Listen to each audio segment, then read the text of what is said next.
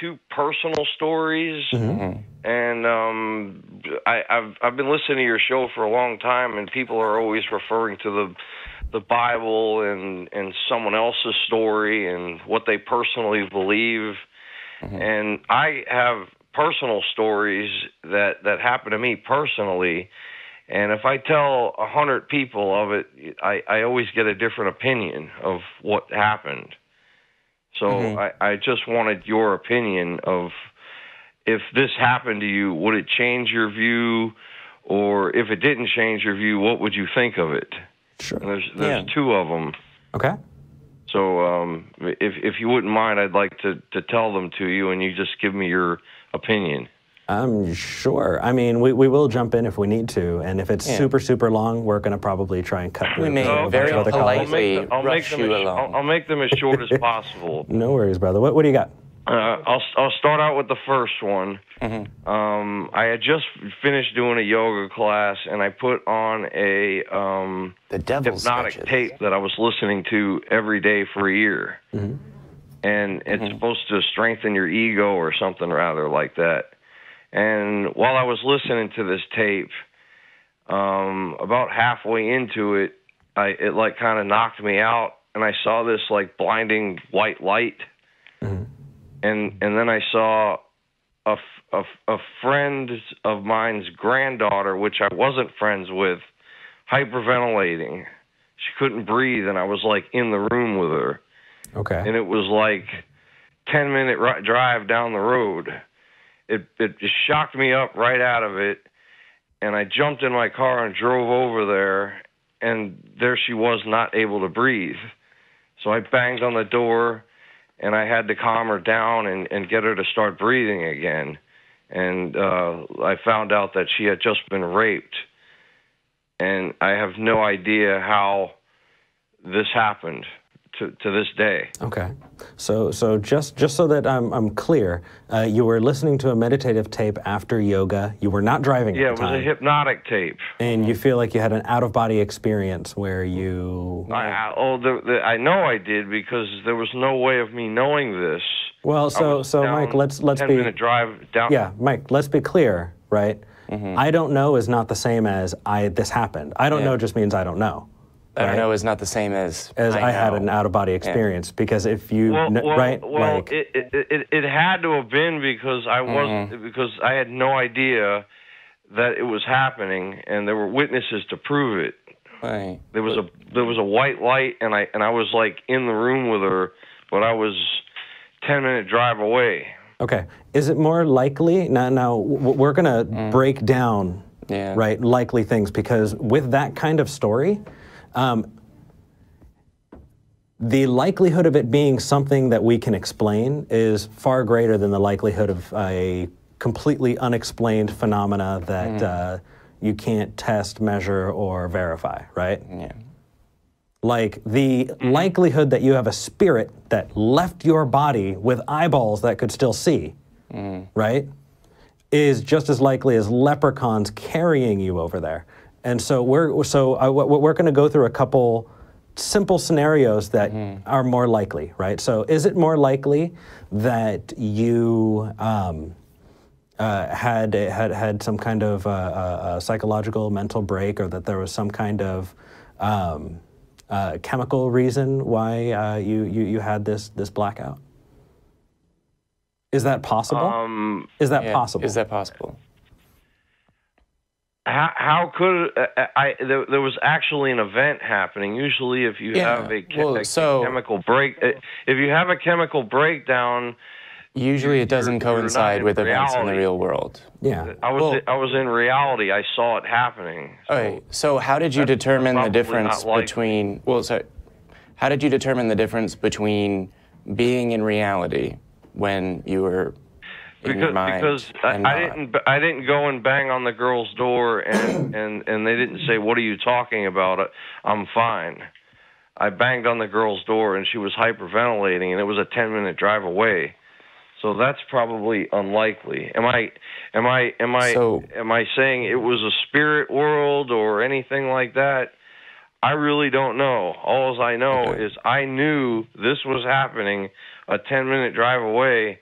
And something being out of my mind or a chemical imbalance or whatever, that's not likely because it was really happening when I got over there. So to be clear, sorry, I just want to clarify some of the details in the background story. One of the things that you said is that when you got there, she had been raped. Do you mean that? Because the vision, thing that you described seeing. After I had calmed the girl down, her grandmother told me, because she wouldn't talk about it, that she had been raped. Well, I mean, we're talking. You're a complete stranger, right? Have you been to that house before? Yes, I was friends with her grandmother. Okay, not her. Me and the girl didn't get along, actually. Okay. So well, the next place I'm going to go is post-hoc rationalization. Well, yeah. But you can go there. I was going to go through the epistemological steps of determining. You know what? You go ahead. That's more beneficial. Okay. So Mike, you did yoga. You listened to a hypnotic tape. Yeah, I was doing yoga before that. A lot of hip openers and something. I don't know if it opened up. Whatever. I don't make assumptions. I just tell people the story, and they all have a different opinion. Okay, so you did yoga, but there was no way of me knowing that I understand. This was happening. I understand that part of the detail. But you did yoga. You listened to a hypnotic tape. You feel like the hypnotic tape knocked you out. Just to be clear. Well, it always knocks you out. I was listening to it. It hypnotizes you. Mm-hmm. Every day I listened to it for about a year. It helped me to relax and feel better about myself. It put these positive suggestions in your subconscious. And you know, one of the times it happened that this took place, I saw a light about it was blinding light. And then I saw her hyperventilating, and I just jumped out of it. I jumped in my car because it wasn't like a dream. It was like I was there.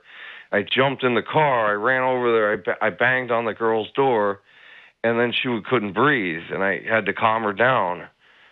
I had to get her to start breathing again. Okay. You've said alternatively that she couldn't breathe and that she was hyperventilating, but that isn't really that important a detail. So what, if any, conclusion do you come to about this other than, well, the thing that I saw when I was unconscious must have been me actually seeing reality? Like, are there any other... Because it was she was wearing the same clothes. Yeah, but Mike... She was wearing the same clothes that she was when I got over there. In a dream, you see things kind of hazy. You know, it's not clear, and in our memories we see the details that stick out to us. Yeah, I was able to see every little detail. Well, I believe that that's the way that you remember it. Mike, do you believe that you're the only person with a story that includes, oh, I had a dream and a thing came real, or I was unconscious? It wasn't a dream, but if you want to call it that, I'm not here to. What is it that your opinion is wrong? Yeah, no. How do you refer to this experience? The things that you saw. I prefer it to something that I don't understand, but I knew that she was hyperventilating across town. Mike, yeah. No, I got you. What is it that, what word do you use? Because you said if you want to call it a dream, that's fine. I'd like to call it whatever it is that you call it for at least the course of this conversation. I call it an unexplained outer body experience. Okay, I guess. So my understanding is that you believe that this... Now to say that there's no scientific explanation for this that won't be found years later that something like this can happen, I'm not saying that. Am I saying this isn't God? I'm not saying that either. So why are you calling an atheist show? I'm calling you saying I want your opinion because I don't know. Yeah, so just to be clear, Mike, in our notes it says that you are undecided if you are a theist or an atheist and that you want our opinion on this story. Is this story related to you being undecided about whether or not to conclude that a God exists? Well, here's now that you've heard that story, I haven't gotten your full opinion of it. I have a much bigger story. That this is the one that makes me undecided, and I have a testimony written down. Okay, so to be very clear, the story of what you're calling an unexplained out-of-body experience. Both of them make me undecided. Okay. This one is the bigger one, and I have a testimony written down for it. It's only a page long. All right, Mike, real quick. Okay, Mike. So Eric has one last thing. I'll give you my view on that. I have misremembered things. I've filled in the blank afterwards, and that's something that people do. Humans do. Yeah. It's just part of being human is having to deal with the fact that a lot of our memories are recreated. Well, all of them. But yeah, all of them. Well, yeah, you're right. Yeah. So thank you, Jamie. So where I'm going with that is when I was a believer and we did laying on hands and healing, it was very easy for us to, after the fact, fill in details that weren't there at the time. So if I were to reach back into my own personal experience to try and see likely things that could have caused this event for you, that would be the path that I would go down. I don't know you. I don't know how often things like this happen. A lot of people will count the hits, ignore the misses, so I don't know how many times you've swung. It just totally depends. But as far as the next piece, we do have a bunch of other people, so if you can give us the Cliff's Notes, we'd be happy to listen to it. I could just read it over real fast. It's not very long. It's about a page. What do you think, Jamie? Well, if you can give us kind of the plot summary, right? So when I was talking to you about the story you've told us already, when I said, okay, you were doing yoga, you listened to it. This one is the haymaker. Okay. This one I was just waiting. Yeah. It's not that long. I'll just read. Well, I'll read it really fast. Yeah. And Mike, I just want your opinion. Really quick. I just want to make sure that we're on the same page here, because the last story that you told us, I can Cliff's Notes into, I was doing yoga, I listened to a hypnotape that I've listened to many times before. It knocked me out, as it usually does. I had what I call an unexplained out-of-body experience, where I saw a friend of mine's granddaughter hyperventilating. I drove across town. She was hyperventilating. I helped her. I attribute this to I don't know what, because it's unexplained. What's your opinion? So the thing that's interesting is that when people provide stories like this, they add a lot of emotion and detail because it's a very important story to them, presumably. Otherwise, they wouldn't call into the show to tell us, right? No one calls in and tells us that, you know, the cereal they had this morning is great. I'm not adding anything to it, but if that's your opinion, I just mean like boiling it down. Okay, yeah, let's give them. But let's get going. Give us the haymaker. This is the major story I wanted you to hear. It's not that long. Okay. And then you could just give me your quick opinion, then go on to the next caller. All right, sounds good. Okay, what's that? I said sounds good. Go ahead. Yeah. Okay.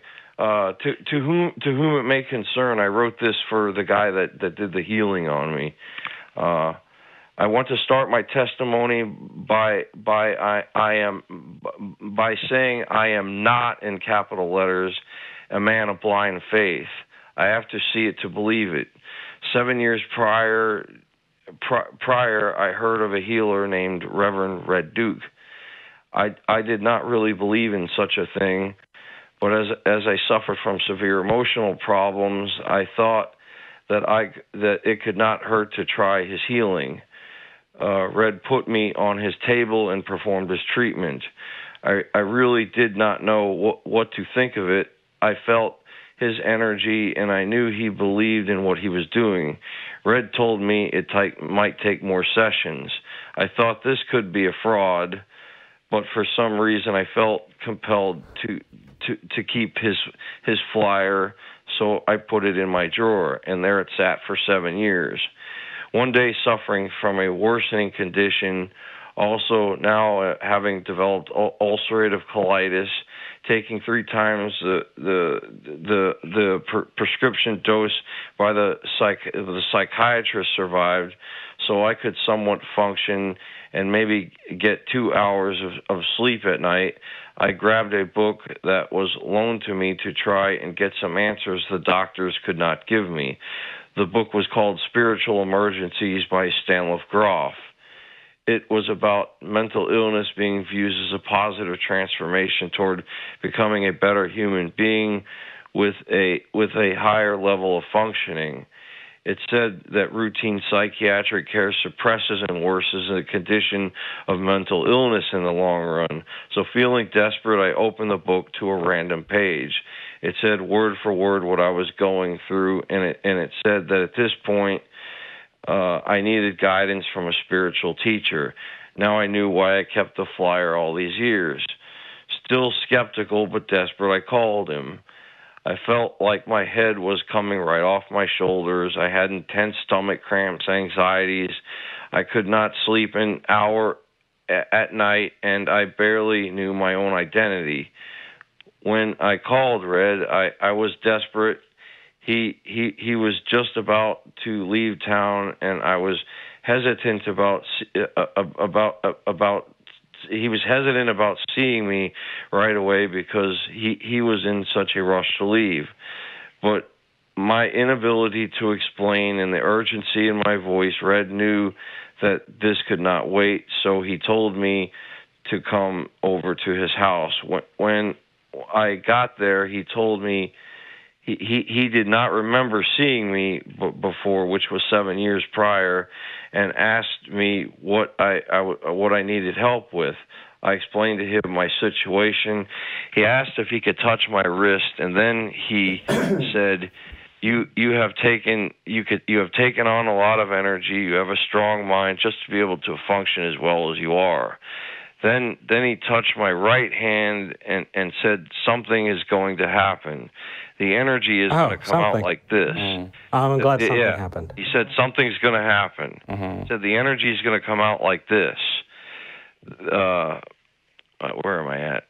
He said the energy is going to come out like this, and then he made a swirl with his right hand in front of me counterclockwise. From my right hand. Okay. So Mike, remember? I'm almost done. No, hold on, Mike. Do you remember when Jamie was talking about summing that up? The boilerplate. The right hand to the left hand. The counterclockwise. Yeah. These are superfluous to the conversation. If it was clockwise or counterclockwise or left hand, right hand. Done.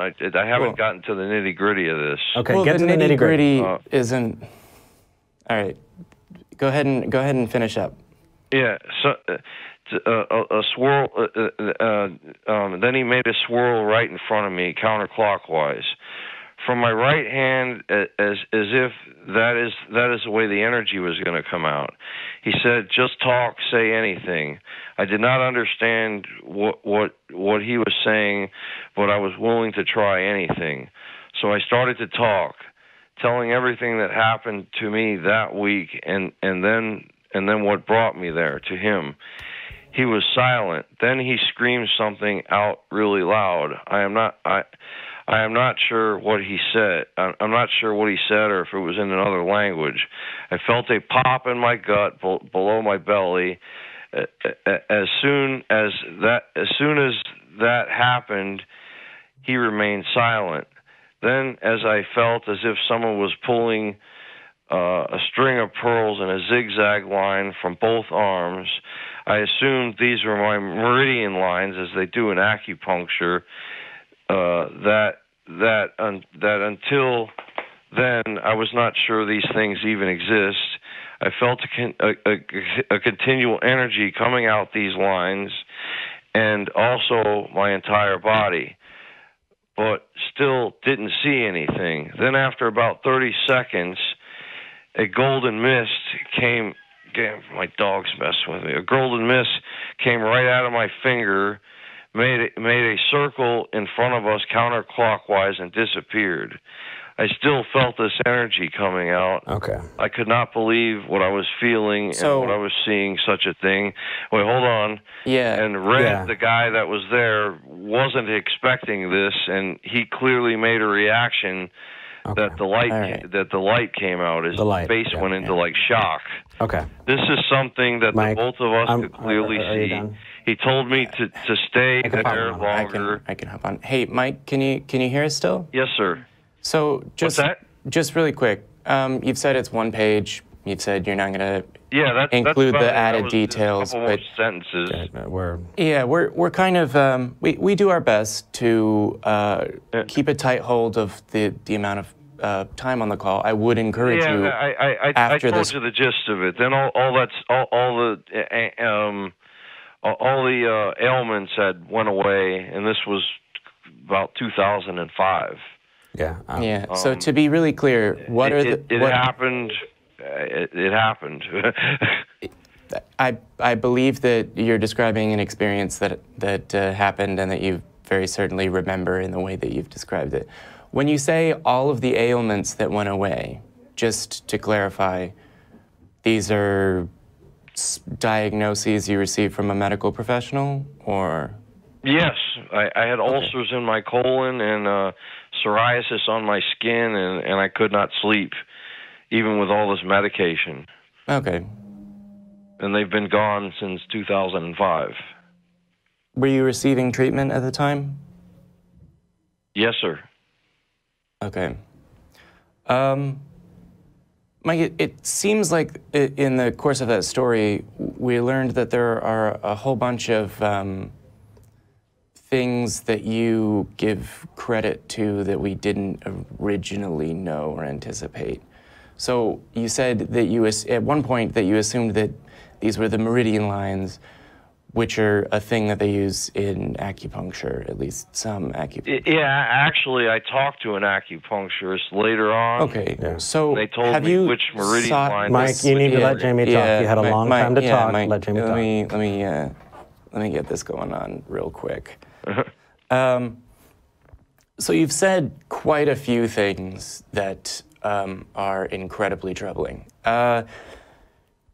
Which is kind of throwing me off step just a little bit, but I'm going to finish up here because I think Eric probably has a lot to say on this that he wants to say. There was a part where you were describing what a book told you, which was that psychological treatment makes psychological diagnoses and the issues to which they refer worse over time, which is kind of a bold. Yes, and as a matter of fact, that is a fact. That fact is a really fun word to use. Fact is not the correct word to Mike. Yeah, Mike, you're on hold here, real quick, because I need to get this across. Not only is that not a fact, that's an unbelievably dangerous and irresponsible thing to say.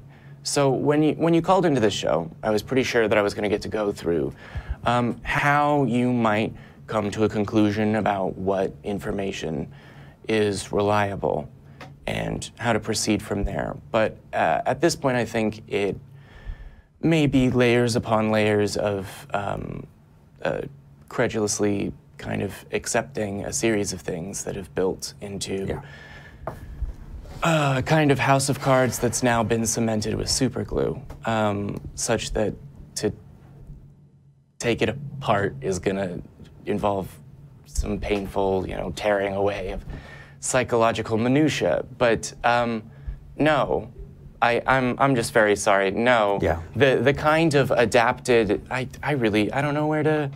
I'd like to. Yeah. Thank you. Yeah. Let's. Mike, you still there? Yes, sir. All right. Eric's gonna take this away. I've got a couple things. Okay. So you haven't seen Talk Heathen, right? What's that? You have not seen Talk Heathen, right? No, I've never have. Okay, I'm gonna share with you something that the fans already know, right? I have a lot of experience with woo, and there are people in my life who are dying because they've been taken advantage of by charlatans who have preyed on them. Okay, so you could probably see why I would be upset about some of the things that you said, but really I'm not upset at you, and I want to be clear about that. I'm not upset at you. I didn't pay this guy any money, by the way. I'm upset at the people who would do that to you, okay? So it's not even about money, it's about control, it's about misunderstanding how health works, right? Like, you need to show so many fucking parts of that. What is energy? What are meridian lines? How do we know that acupuncture is a thing? How many things did you have that could be solved with the placebo effect, right? And why do I care? Why do I get so upset? I'm upset because there are people who are preying on my family who are dying, right? And there are other people that I know who will die, and people out there that I don't know, many more, who will die if they don't figure out that that kind of bullshit is just that. Mike? I mean, you're in the Philippines. Have you heard of psychic surgery? No, it's not my opinion. It's a fact. Have you heard of psychic surgery? Psychic surgery? Yeah, you're in the Philippines. No, I haven't. No? Okay. Check it out. It's another... do a little bit of research. I know the psoriasis is gone. I know the colitis is gone, and I slept last night. That's I'm fantastic. glad that those things happened. I don't want Many of the people things to you've take said advantage of you. I'm not disagreeing. I'm not here to disagree with your opinion. We haven't offered any Hold on, I'm not. opinions Okay, yet. both of you. Sorry. Thank you, Mike. I put you back on hold, and I'm gonna hold you too. Yeah. Mike, I care about you very much. I don't know you, but I want you to have the right tools to move forward into the future, right? And you really, really, really got to check this out, man, because it could be incredibly detrimental to your future health.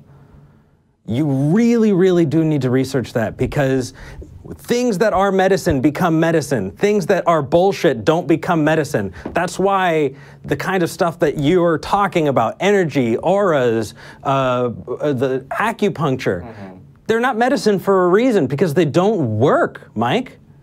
So I'm going to pop you back, and I want to give you the last word on this.